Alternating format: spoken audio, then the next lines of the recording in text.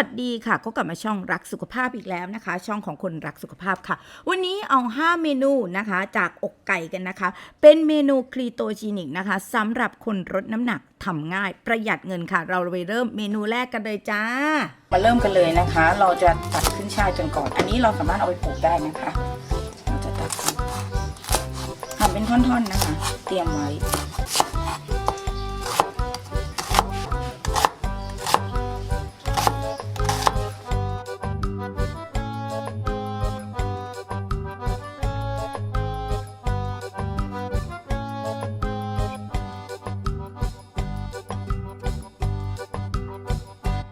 จะใส่กระเทียมนะคะแล้วก็ใช้ความเผ็ดร้อนนะคะ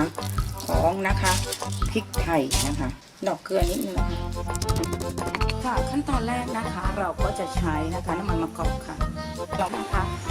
นี่นะคะใส่ลงไปเลยค่ะหอมนะคะผัดให้ไฟต่ำๆนะตกกัน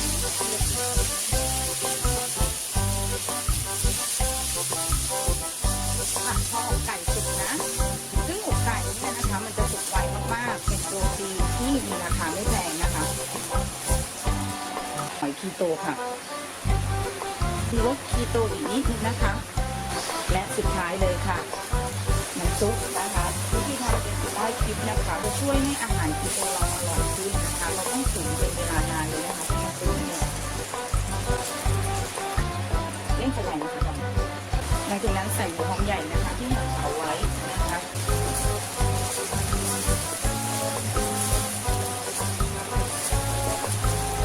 ตุ๋นนะคะให้หอมใหญ่นะคะน้ำออกนะคะเพื่อที่จะหวานแล้วตามธรรมชาตินะคะแล้วค่อยใส่ขึ้นช่ายค่ะ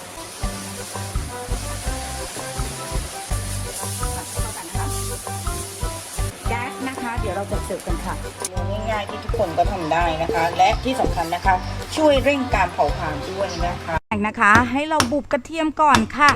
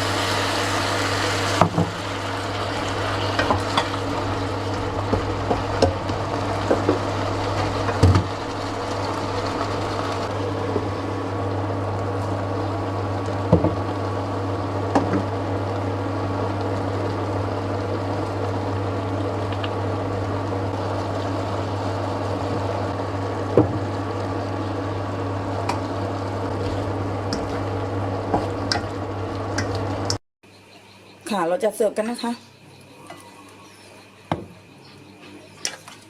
ค่ะ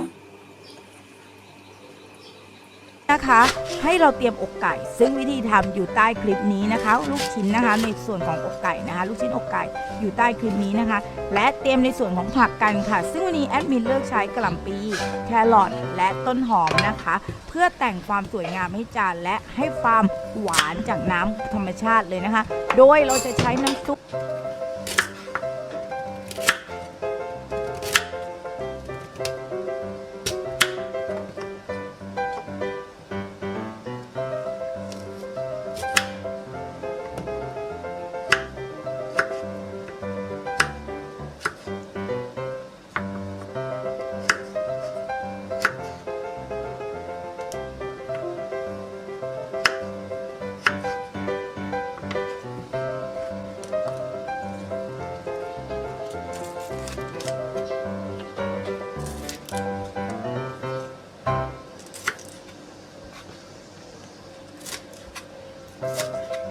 ใต้นี้นะคะเรามีวิธีทำอยู่แล้วนะคะหลังจากนั้น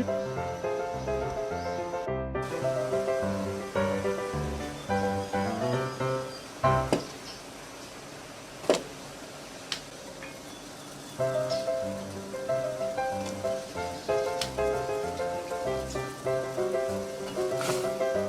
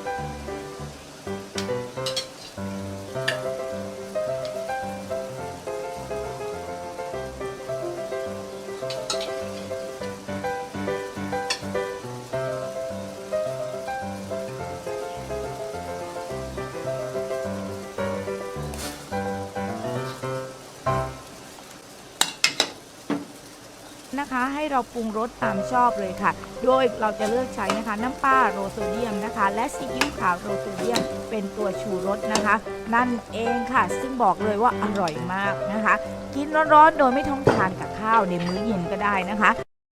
เราก็จะใช้อกไก่ในลักษณะอย่างนี้นะโดยที่เราต้องเอาด้านนอกที่มันเป็นมันออกให้หมดเลยนะคะไม่ให้เหลืออันนี้ยังมีเหลืออีกนิดๆนะทีนี้นะคะเราจะใช้ช้อนจิ้มนะเพื่อที่จะเครื่องที่เราจะหมักเนี่ยมันจะได้เข้าไปเยอะๆเลยนะคะนี่ใช้ช้อนจิ้มอย่างนี้นะคะใช้จิ้มให้หมดเลยทั้งหน้าและหลังนะ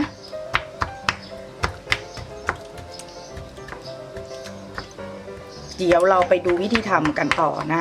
นี่จะเริ่มจิ้มนะนี่นะคะ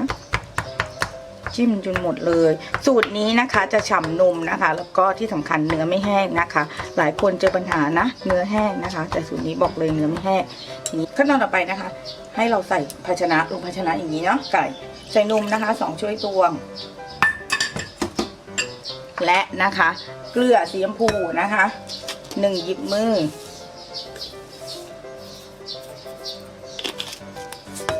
และนะคะพริกไทยดำค่ะ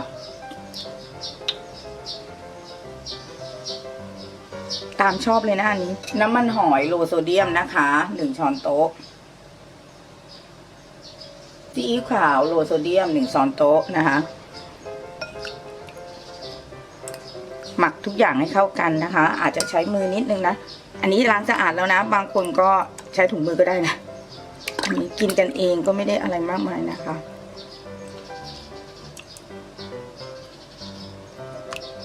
หลังจากนั้นนะคะเอาเข้าตู้เย็นนะคะแพ็คไว้นะคะประมาณ1 ชั่วโมงค่ะแล้วเดี๋ยวเราไปนาบกับกระทะกันนะคะในกระทะนะคะแล้วก็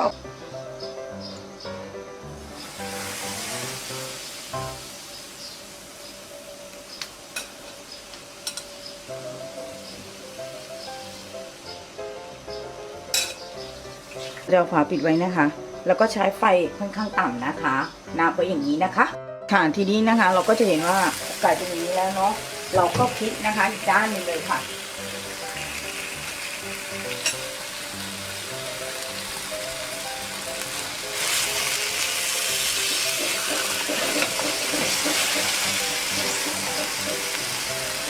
นะคะ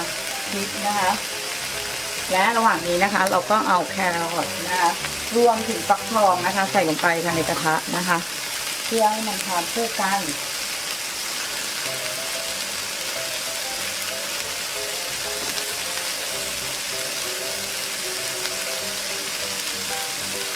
นะคะก็หมั่นดูแครอทหน่อยนึงว่าพวกนี้มันจะนั่นหรือยังนะ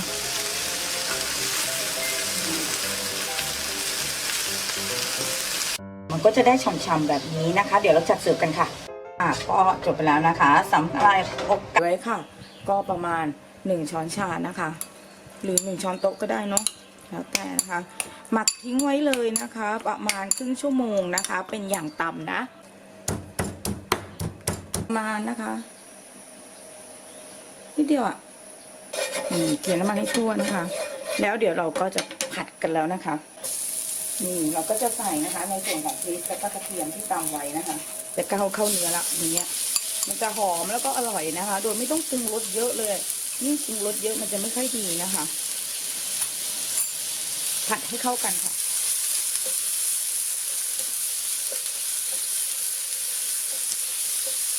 น้ำซุปนิดหน่อยนะคะน้ำซุปเราทำเองนะคะเดี๋ยวจะมาแชร์สูตรน้ำซุปใส่กะเพราค่ะ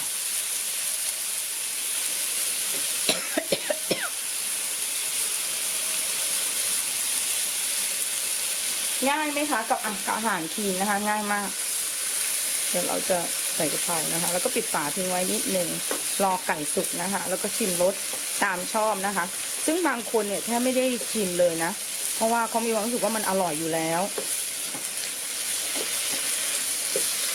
นี่นะคะเดี๋ยวเราจัดจานกันนะคะค่ะ ซึ่งเมนูสุดท้ายนะคะเราสามารถทานเปล่าๆได้กับกะเพรานะคะอกไก่คีโตหรือใครจะทานนะคะกับข้าวนะคะอันนี้จะเป็นคลีนทันทีเพราะคนทานคีโตจะไม่ทานข้าวนั่นเองค่ะซึ่งถ้าเกิดทานคลีนแนะนำนะคะให้เป็นข้าวกล้องไรซ์เบอร์รี่จ้าเราเจอกันใหม่คลิปหน้าคลิปนี้ลาไปก่อนค่ะสำหรับเมนู5 เมนูอกไก่คีโตค่ะ